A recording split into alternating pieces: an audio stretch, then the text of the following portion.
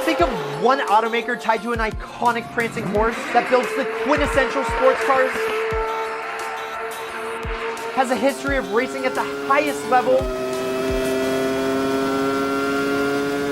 and attracts a ton of the right attention, you'd think, more than you can afford, pal. Ferrari.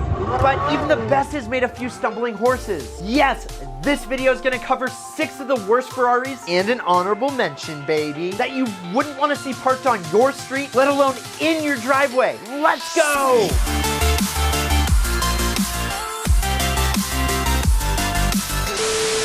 Real quick, before we get started, this video was only made to keep your car safe from the bad boys, so don't become one of them. Oh, and today's sponsor is Fixed. That helps you not get ripped off when you take your car in to get serviced. Yeah, we've all been there, where you get a quote from a mechanic and you question if your car really needs all that maintenance. Or are they just trying to make a quick buckaroo? Well, Fixed is your second set of eyes. Link is down in the description. Support the channel. I get it, it's hard not to like a Ferrari, but the Dino Ferrari 308 GT4 is one that people love to rag on. It's the car that was supposed to replace the classic 246 Dino and chase after the incredibly popular Porsche 911. You know me, I love Porsche 911s, but that's besides the point, because Ferrari totally this one up. The first mistake was that Ferrari commissioned Bertone rather than Pininfarina to design the Italian supermodel. And the result was an angular design that was a tough pill for consumers and Ferrari fans to swallow. Plus, it was the first mid-engine V8 powered car from an exotic car company that at the time was more well known for high-end V12 powered models. So initially, instead of calling it a Ferrari, they called it a Dino, which confused potential customers even more. Little did they know at the time that they were laying the framework for the same formula that was used in amazing cars like the 360 Challenge Stradale and the 458 Italia. Both are mid-engine, naturally aspirated V8 supercars. But back in the day, the question remained, was the 308 GTR Ferrari a Dino or a Ferrari? I think it was a Ferrari. Yes, it was a Ferrari, because in 1976, the Dino moniker disappeared, and the 308 GT4 became a real Ferrari, with the iconic prancing horse badge to prove it. But here's the thing, the car itself barely changed. So, still, to this day, this poor Dino, Ferrari, whatever you want to call it, that has the same 0 to 60 mile an hour time as a Toyota Senna, which is roughly 7 seconds, is an F car that we all love to hate. Okay, this one might be a little controversial, because the Ferrari Testarossa, which is Italian for redhead, on paper, sounds like it should be a true winner. I mean, it's a Pininfarina designed Ferrari with a 12-cylinder engine placed in the perfect spot, behind the front axle and in front of the rear. Because, you know, race car, and that's where the engine goes when you want the car to handle like a beast.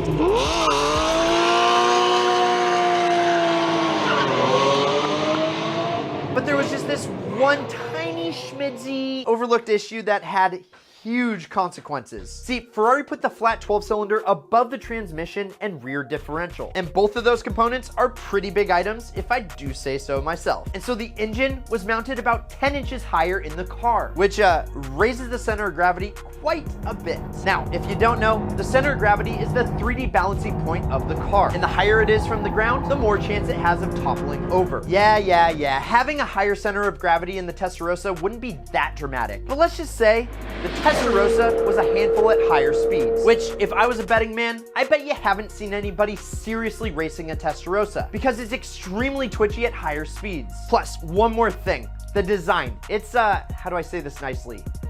Sharp. And I get it, styling is always subjective. And while the Testarossa must be respected, the front overhang is absurdly long, the rear end is exceptionally wide, and those side strakes, need I say more? All of the features that I just mentioned elevated it to iconic status, but also makes it look a little cartoonish. What do you think? Do you love or hate the look of Ferrari's dirty redhead?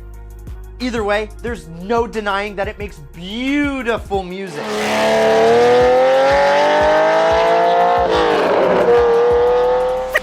Now, the Ferrari Dino is very sentimental to the Ferrari family because it was created in honor of Enzo's late son, Dino Ferrari, who passed away of muscular dystrophy at the early age of 24. Now, a cool fact, Ferrari has been known to use a 3-digit code to decipher which car you're looking at. For example, the Ferrari Dino 206 had a 2.0 liter engine that had 6 cylinders. And what's so cool is you can still see them using it today with ideal cars like the 458 Italia, which has a 4.5 liter motor and 8 cylinders, and the 488 GT GTB, which I'll let you guess motor size and how many cylinders. So the Ferrari Dino 206 GT was offered at an affordable price point, at least when compared to other Ferraris for sale at the same time. And because the V12 Ferraris exceeded the Porsche 911 in both performance and price, the Dino had the honors of taking that battle head on, which is where the Dino fell short. The DNA of the Dino was more or less a masterpiece. But here's the thing, with every generation of Ferrari that's come after it, they've moved further and further away from the essence of the original, which made it so special. And that is exactly why it's on this list, because its direct competitor, the Porsche 911, has remained true to the original design that battled the Dino. Ferrari, a company that has such a rich history, penned an absolute keeper with the Ferrari Dino, but their constant search for more performance got in the way. And so the Ferrari Dino is one of the worst Ferraris ever made, because for just a few years, it gave us a taste of what a true mid-engine V6 momentum car from Ferrari is like. And almost as quick as it came, it went. And Ferrari went back to shoehorning big V12s into their speed-focused cars. I mean, could you imagine if there was still a Ferrari that competed directly with the Porsche 911 today? Hey Ferrari, bring back the Dino. Okay, remember the Dino 308 GT4 that we talked about first on this list? Yeah, that was mid-engine and it had 4 seats. And you would have thought that Ferrari would have realized by now that that combination just doesn't work. But they didn't. The Ferrari Mondial, which was the successor of the 308 GT4, is I think more of an eyesore than its predecessor, which is saying a lot. The biggest styling difference was that this Ferrari was drawn by Pininfarina, whereas you'll remember that the 308 GT4 was styled by Bertone. And honestly, I think that they could have done a really good job, except that they tried to stuff 4 seats and an engine where only an engine should go. This made for extremely weird proportions. Some pop-up headlights, plus a 3-liter V8 pushing out just 205 horsepower. Good enough for a 0 to 60 run that was slower than you could finish reading a book. This is one of those Ferraris that you see and you wonder if somebody just did a really shitty job putting together a kit car, because it's one of the cheapest Ferraris that you can buy. And if you want to see the 4 others, I mean, who are we kidding? We all know this list wouldn't be complete without the Ferrari 348. When this Ferrari was brand new, it was compared to a pickup truck. Yes, a pickup truck. And guess which one? Yes, the pickup truck, of course. Did you seriously think it was the Ferrari? Well, this wasn't any normal pickup truck. It was the high-performance turbocharged GMC Cyclone. But still, see, for the $122,000 that you'd pay in 1991, or $229,000 in today's dollars if you adjust it for inflation, you'd totally expect something extraordinary. But all you got was ordinary. You see, the smaller strakes that you'll remember from the Testarossa and the 3.4-liter V8 with less than 300 horsepower was nothing to call home about. Oh, and it was last of the hairy-chested analog Ferraris, meaning it had no traction control, stability control, or even basic ABS. So you had to bring your A game to drive it fast.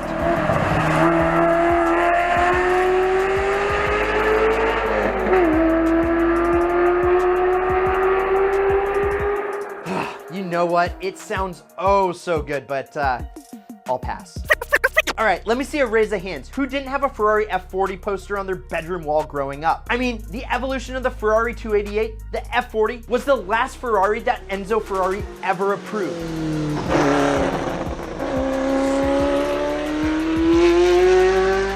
Which might just be one of the main reasons why the Ferrari F50 is the honorable mention. Yes, it's Ferrari's premium hypercar of the mid-90s. Yes, it sounds abso-fucking-lutely brilliant.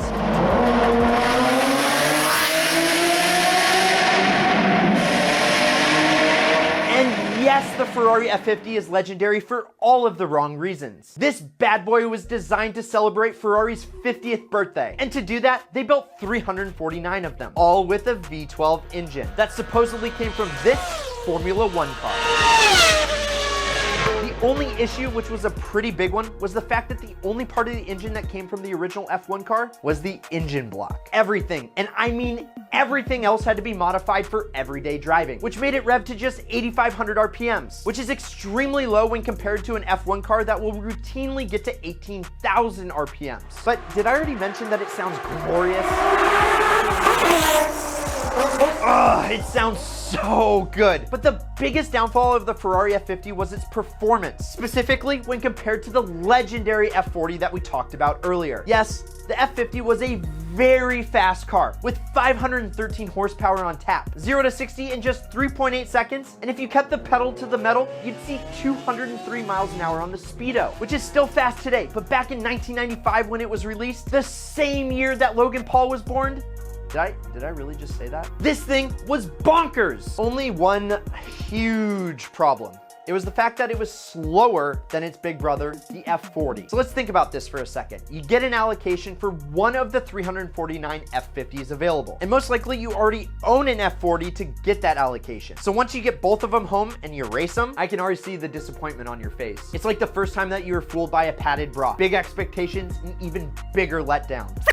Let's just cut to the chase. The Ferrari California is probably the most questionable Ferrari ever produced, or at least in recent history. It was released around the same time as the ideal 458 Italia, but unlike the 458 that definitely evolved from the F430, the California was a radical new design, and it's pretty soft. Suspension tuned for cruising instead of speed. The V8 engine is in the wrong spot. And if you just peel back the Ferrari marketing bullshit, it's really just a Ferrari that they built to appeal to the masses, instead of the performance-oriented enthusiasts they built their brand on. But hey, when life gives you lemons, you make your chick lemonade and go check out the cheapest Ferrari models you can buy, or check out what YouTube recommends you watch next. Oh, and please subscribe because 98% haven't. But either way, you can't lose, and as always, keep living that ideal lifestyle.